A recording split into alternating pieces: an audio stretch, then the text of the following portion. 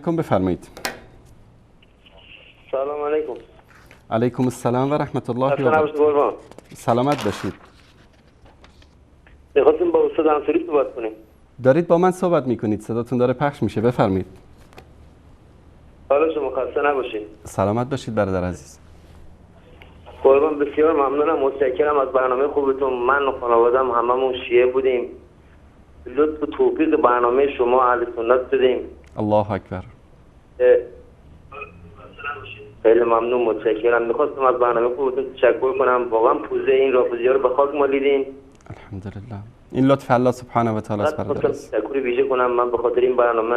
منم، خانومم، بچه‌ام، هممون الحمدلله. اهل سنت روی آوردیم. میخواستم بگم اشهد ان لا اله الا الله، هم از طرف خودم، از طرف خانواده خودم، اشهد ان محمد رسول الله. واقعا از این برنامه خوبتون الله اکبر. الله اکبر. نشانگری‌های بسیار عالی انجام دادید. سلامت باشید. منم به شما تبریک میگم و به خانواده گرامیتون.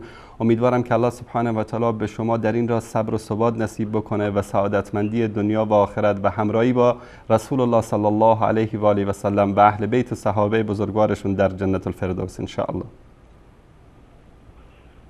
خیلی ممنون، متشکرم قربان. سلامت باشید برادر عزیز. سلامت باشید. خدا نگهدار. خدا نگهدار شما.